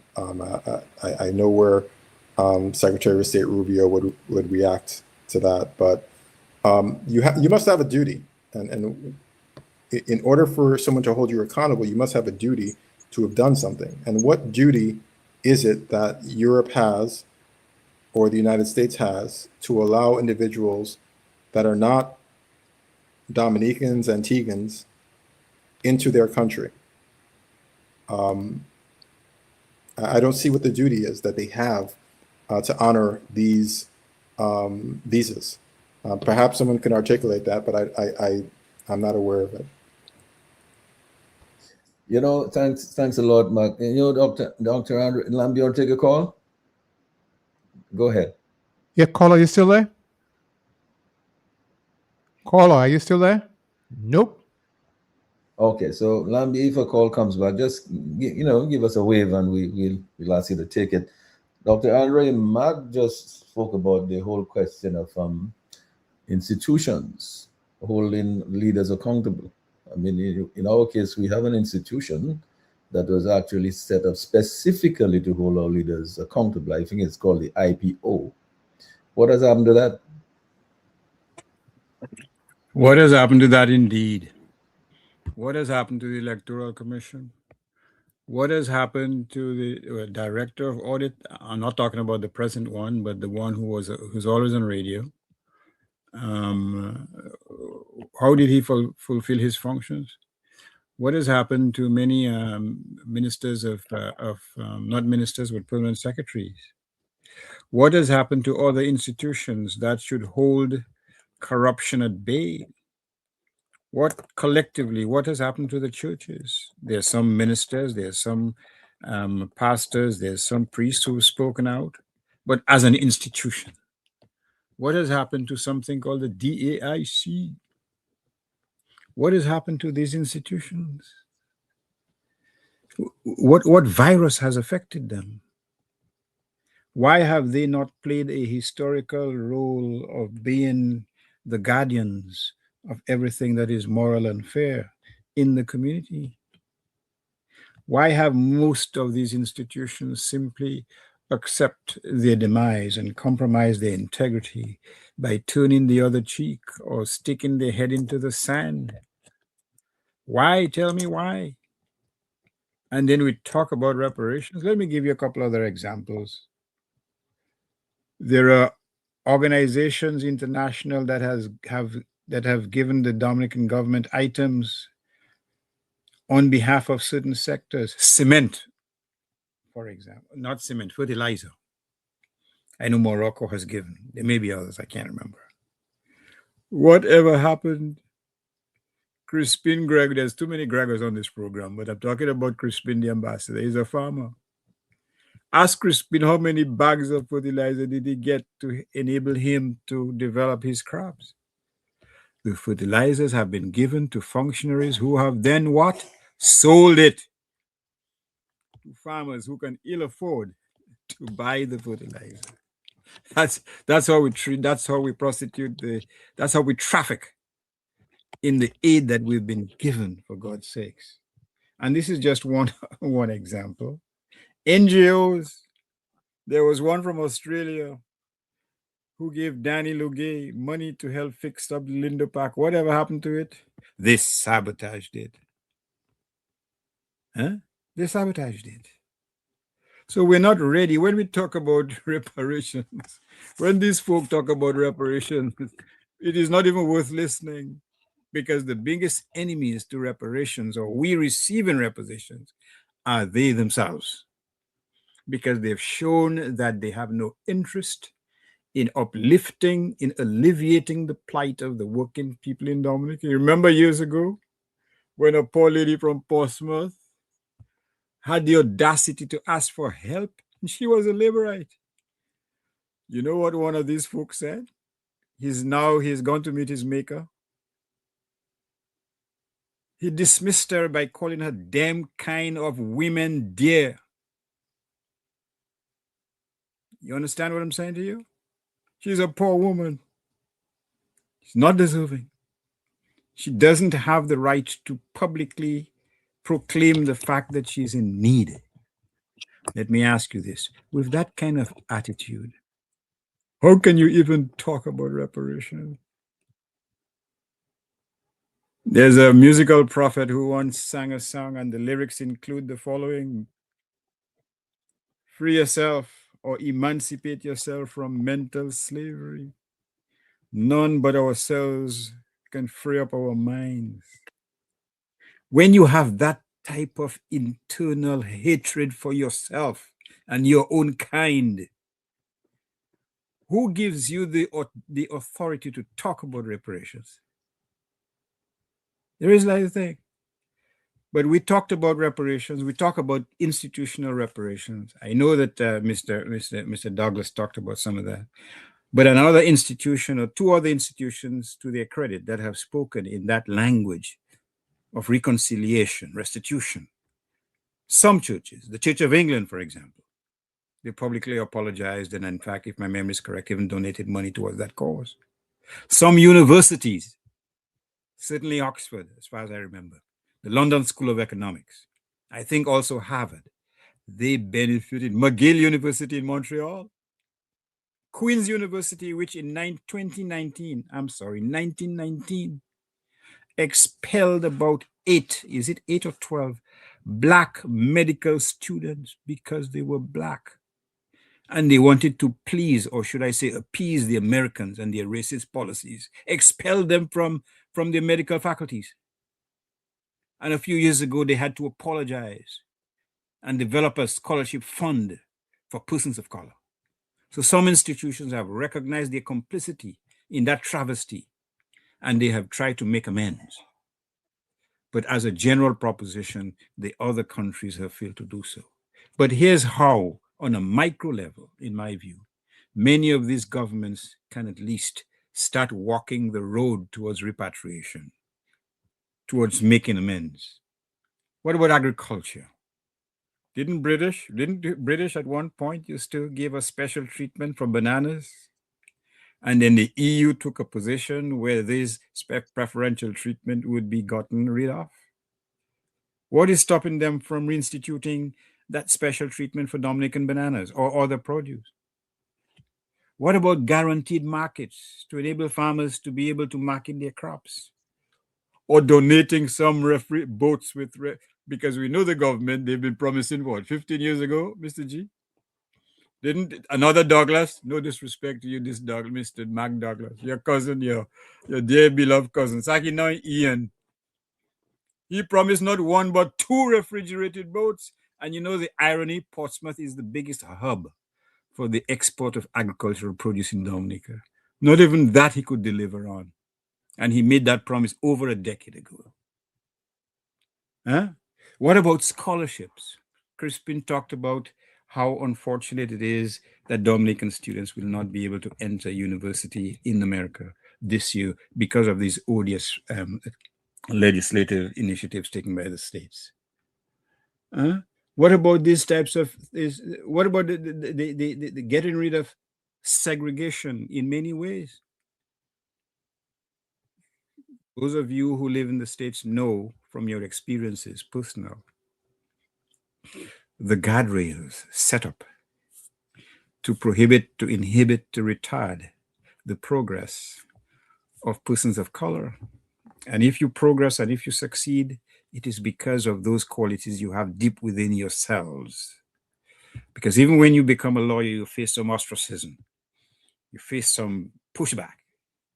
So it is because you have set your mind on those types of goals that you have achieved. Nobody's given you anything on a platter.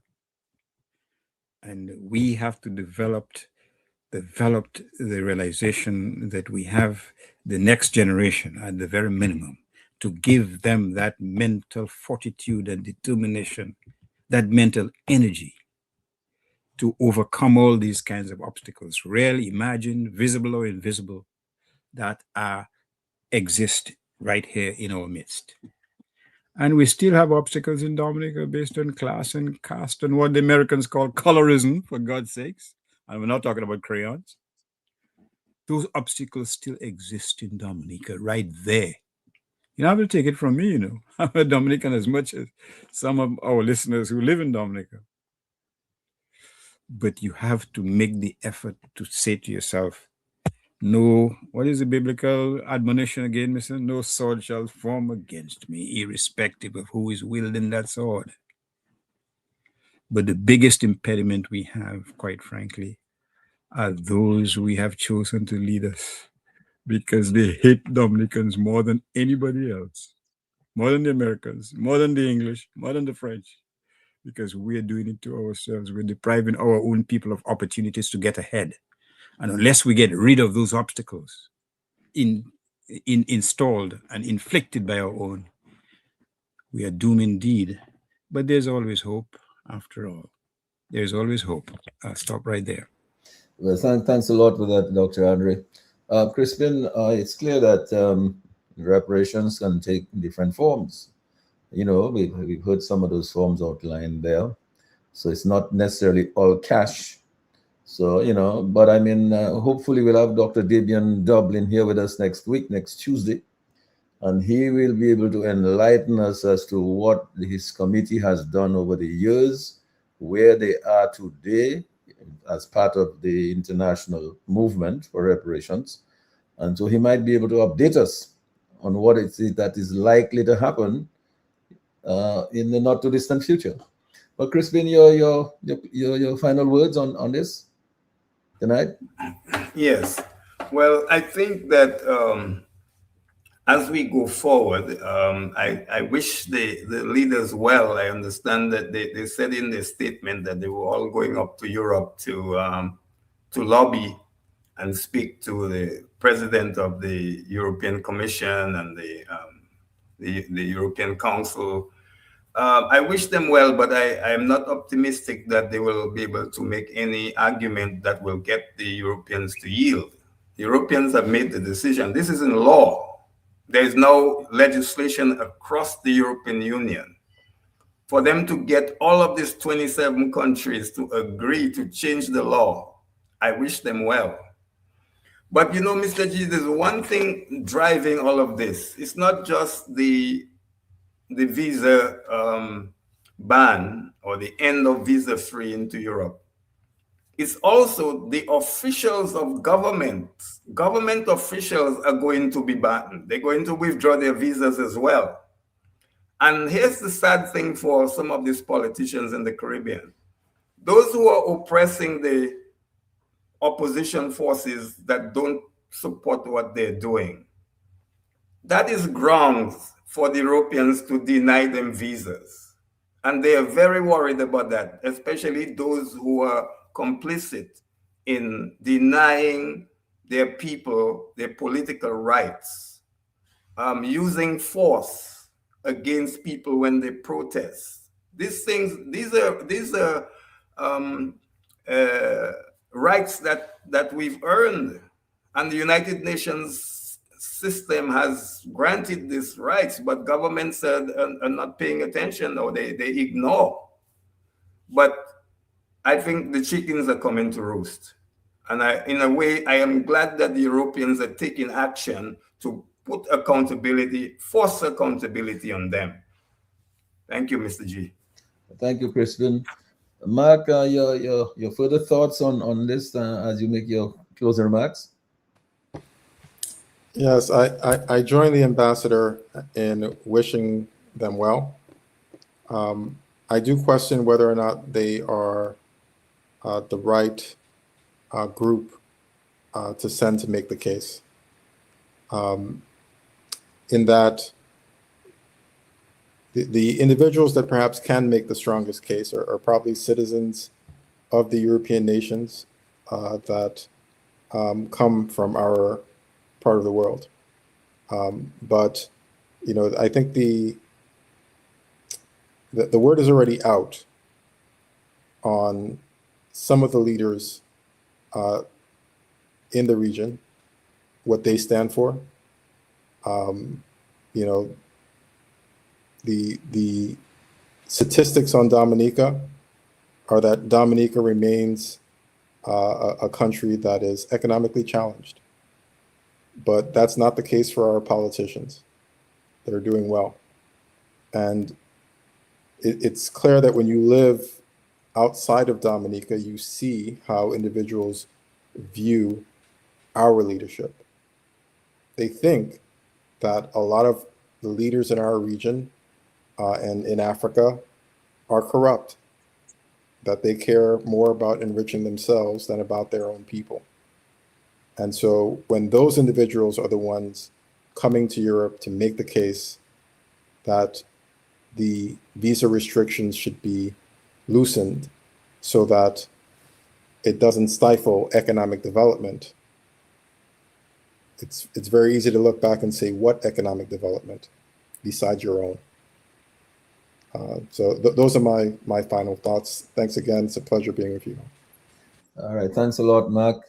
Dr. Andre, your further thoughts on your final word? Yeah, well, first of all, let me commend both the ambassador and the lawyer for their fantastic presentations and so on. And let me commend you for having this discussion and for Lambi to facilitate it and showing to engineer it. But these are issues that we have to meditate on, even if we don't want to talk about it publicly, because it affects our lives. We can't escape it. We are affected by it in one way or the other, irrespective of how much we protest that it is not our business. That our business is basically to praise the Lord. Which Lord? The God above or the God, as in the government of Dominica?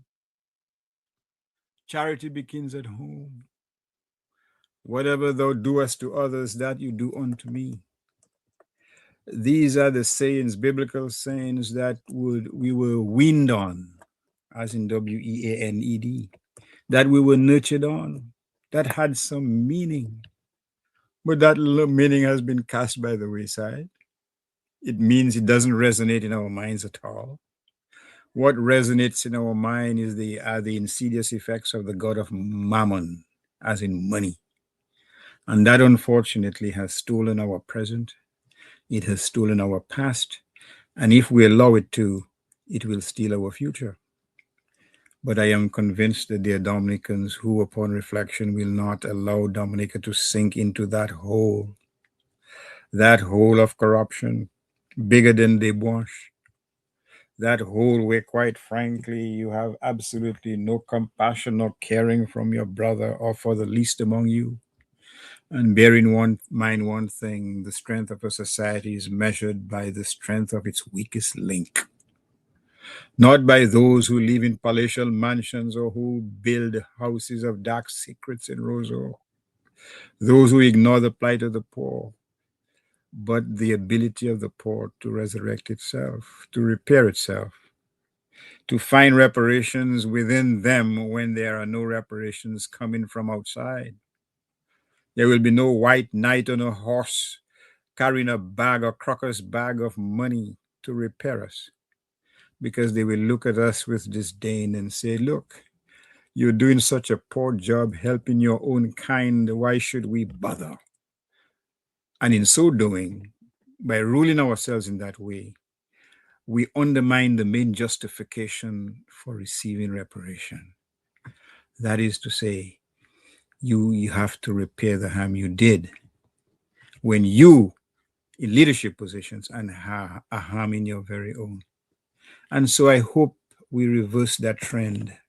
I certainly hope that perhaps when the other institutions of Dominica, they found their voices or their consciences, when they have discovered or they have embraced or re-embraced what it means to be a good citizen or a good Christian, someone who cares for something, I hope that will be the start of a new day, the dawn of a new day, quite frankly.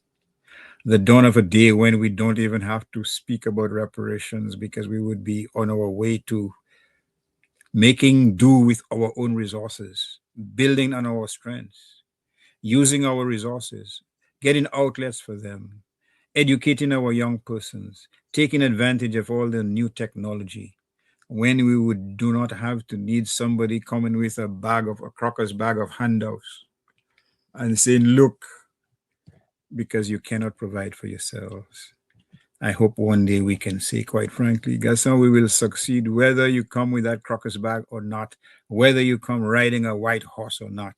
We will succeed one way or the other. So, good night to the listeners, and thank you for the program, Mr. G.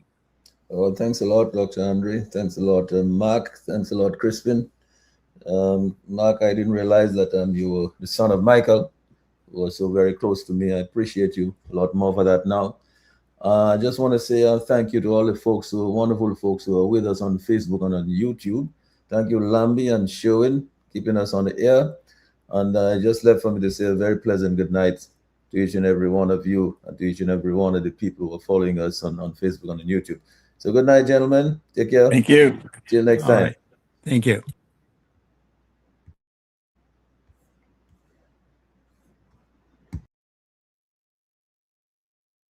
On Q, the big station. Insights into where the people of Dominica and the Caribbean came from. Understanding our past. Embracing our present. Charting the way forward into our future. Together, eliminating poverty.